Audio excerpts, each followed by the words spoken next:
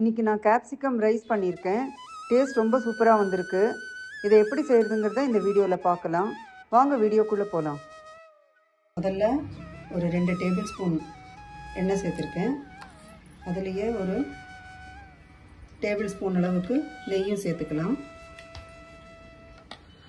ஒரு டீஸ்பூன் கடுகு, ஒரு அரை டீஸ்பூன் ஜீரகம், ஒரு கைப்பிடி அளவு வேர்க்கடலை சேர்க்குறேன். இதை கொஞ்சம் லைட்டாக ஃப்ரை பண்ணலாம். ஒரு டீஸ்பூன் உளுந்து, உளுத்தம்பருப்பு பொன்னிறமாக மாறிடுத்து. இப்போது கொஞ்சம் கருவேப்பிலை சேர்க்கலாம். குடமிளகா வந்து ஒரு அரை கிலோ வரைக்கும் சேர்க்கலாம். கொஞ்சம் ஒரு 1/4 டீஸ்பூன் மஞ்சள் தூள், தேவையான அளவு உப்பு, கொஞ்சமாக ஒரு 2 கைப்பிடி அளவு இப்படி தண்ணி தெளிச்சுட்டு மூடி வச்சிடணும். இப்போது ஒரு 5 நிமிஷத்துக்கு அப்புறம் திறந்து பார்ப்போம். ஸ்டவ் மீடியம் ஃப்ளேமில் தான் வைக்கணும். இப்போது இது பாதி அளவுக்கு வெந்திருக்கு. 2 டீஸ்பூன் அளவுக்கு காரப்பொடி சேர்க்குறேன். ஒரு டேபிள் ஸ்பூன் தனியா பவுடர்,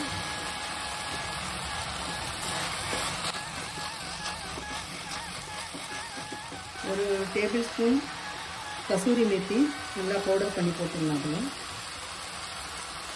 இப்போ இதில் தண்ணி இல்லை, அதனால் கொஞ்சமாக தண்ணி தெளித்தா போதும். திருப்பி அதை மூடி வச்சிடலாம். இது ஒரு 5 நிமிஷத்தில் வெந்துடும். இப்போ நல்லா சாஃப்டாக வெந்திருக்கு. இப்போது நம்ம ஸ்டவ் ஆஃப் பண்ணிடலாம். சாதத்தை உதிரி உதிரியாக வடிச்சிருக்கோம். அதை இதோட மிக்ஸ் பண்ணணும்.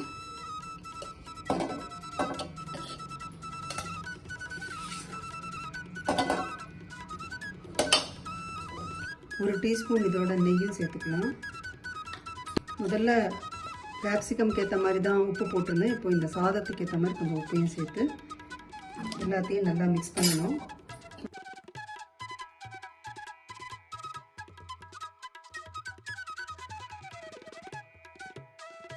Tasty capsicum rice ready. உங்களுக்கு இந்த வீடியோ பிடிச்சிருந்ததுன்னா லைக் பண்ணுங்கள், எல்லாருக்கும் ஷேர் பண்ணுங்கள், உங்கள் கமெண்ட்ஸ் அனுப்புங்க. சேனலை சப்ஸ்கிரைப் பண்ணாதவங்க சப்ஸ்கிரைப் பண்ணுங்கள். தேங்க்ஸ் ஃபார் வாட்சிங்.